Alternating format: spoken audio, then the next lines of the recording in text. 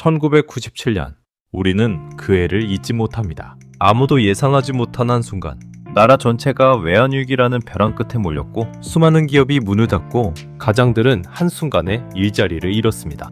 줄을 서서 금반지를 내놓던 그날 우리는 무너진 국가를 대신해 다시 일어나야 했죠. 그로부터 25년이 넘는 시간이 지났습니다. 그런데 지금 우리는 다시 비슷한 단어들을 듣고 있습니다. 위기, IMF보다 심각하다, 경제 붕괴. 과연 지금 우리는 어디쯤 와 있는 걸까요? 경제 위기는 어느 날 갑자기 터지는 게 아닙니다. 조용히, 조금씩, 하지만 확실하게 우리 곁으로 다가옵니다. 그 신호들 지금 벌써 보이고 있습니다. 첫째, 환율입니다. 지난 8월 원달러 환율이 1,400원을 넘었습니다. 외국 자본이 빠져나가고 수입 물가는 올라가며 결국 우리 장바구니 물가에 그대로 반영됩니다. 휘발유, 전기요금, 식료품, 생활의 기본이 하나둘 비싸지기 시작했죠. 둘째, 가계부채입니다.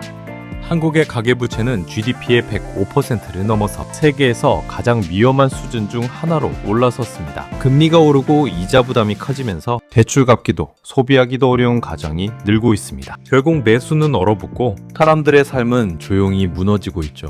셋째, 외환 보유액의 감소도 우려됩니다. 정부는 충분하다고 말하지만 실제로는 지난 2년간 외환 보유액은 계속 줄고 있습니다. 만약 외부 충격이 닥친다면 막을 수 있는 방패가 점점 약해지고 있다는 의미입니다. 그리고 넷째, 부동산의 위험성입니다. 급등했던 부동산은 하락세에 접어들었고 매물이 쌓이며 금융권 부실까지 우려되고 있습니다. 레버리지를 써서 집을 산 사람들, 그 대출이자가 감당되지 않기 시작한 겁니다. 다섯째, 수출 둔화와 산업 구조의 한계입니다.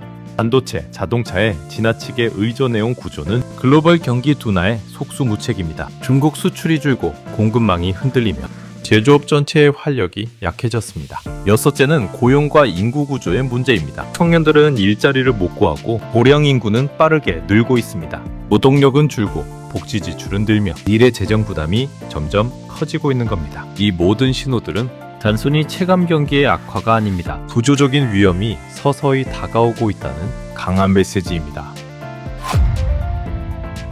우리가 지금 느끼는 불안은 단순한 기분이 아닙니다. 이번 상황과 IMF 당시 사이엔 분명한 공통점이 존재하기 때문입니다. 1997년 IMF 때도 지금 정부도 같은 말을 반복합니다. 우리 경제의 기초 체력은 튼튼하다.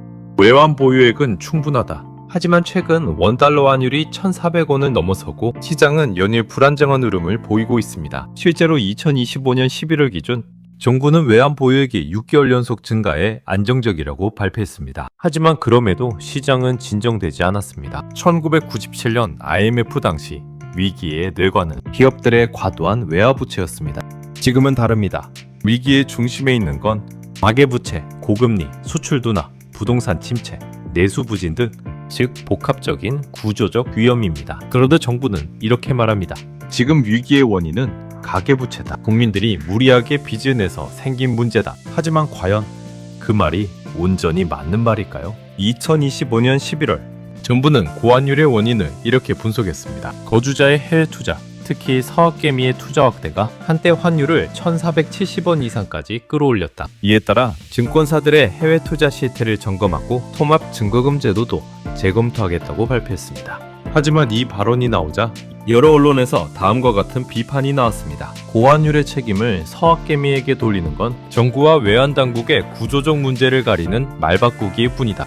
왜냐하면 실제로 환율에 영향을 주는 가장 큰 주체는 글로벌 기관 자금의 흐름이기 때문입니다. 개인 투자자들의 환전 규모는 그에 비하면 매우 미미합니다. 또 지금 정부는 국민이 빚을 너무 많이 냈다고 말합니다. 하지만 그 구조를 설계하고 그 방향으로 몰아넣은 건 누구였을까요? 정책이 유도했고 그 신호에 국민이 반응했을 뿐인데 이제 와서 책임을 개인에게 돌리는 건 공정한 태도일까요? 우리는 이 질문을 던져야 합니다. 지금 위기의 진짜 원인은 어디에 있는가? 왜 우리는 위기 앞에서 항상 비슷한 말만 듣는가? 정부는 지금 국민을 보호하고 있는가? 아니면 책임을 넘기고 있는가? 우리는 IMF를 경험했고 그 후 많은 것을 배웠습니다. 그런데 지금 같은 프레임, 같은 언어가 다시 반복되고 있습니다. 위기를 막는 건 숫자가 아니라 태도입니다. 그리고 지금 필요한 건 책임을 돌리는 프레임이 아니라 구조를 다시 보는 용기입니다. 지금 우리는 그때와 똑같은 길을 다시 걷고 있진 않은가 되물어야 할 때입니다. 사실 위기 속에서 뭘 해야 할까를 먼저 묻기 쉽지만 지금 같은 때 더 중요한 건 뭘 하지 말아야 할까입니다.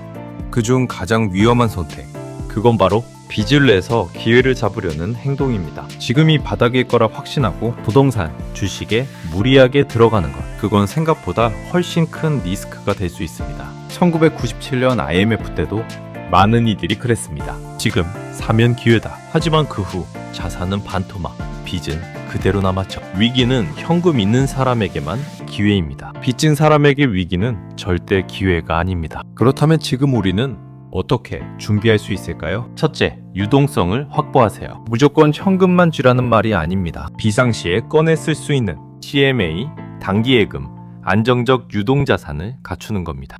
둘째, 위험을 분산하세요. 모든 자산을 한 곳에 몰지 말고 소액 분산, 안정형 중심으로 리스크를 줄이세요. 셋째, 지출 구조를 점검하세요. 머리는 줄지 않아도 지출이 많으면 흔들립니다. 생활비를 다이어트하고 보전비를 줄이는 게 먼저입니다. 넷째, 정보 감도를 높이세요. 시장, 정부 정책, 금융 변화에 감이 있는 사람만이 살아남습니다. 모르고 지나치면 결국 당하게 됩니다. 이건 정답이 아닙니다. 누구도 미래를 단정할 수는 없으니까요. 하지만 분명한 건 있습니다. 우리는 IMF도 2008년 금융위기도 견뎌낸 사람들입니다. 그때도 아프고 힘들었지만 우리는 결국 일어섰습니다. 이번에도 마찬가지입니다. 지금은 지혜롭게 버티고 내 삶의 균형을 지키는 것이 무엇보다 중요할 때입니다. 당신의 삶이 흔들리지 않도록, 당신의 가족이 무너지지 않도록 위기가 오기 전에 우리는 준비할 수 있습니다. 무너진 사람에게는 기회가 없습니다. 버틴 사람에게만 기회가 옵니다. 지금 우리 모두 버틸 준비를 시작해야 할 때입니다. 함께 이겨냅시다. 영상이 도움이 되셨다면 구독과 좋아요 그리고 알림 설정까지 해주시면 앞으로 더 좋은 콘텐츠로 보답하겠습니다.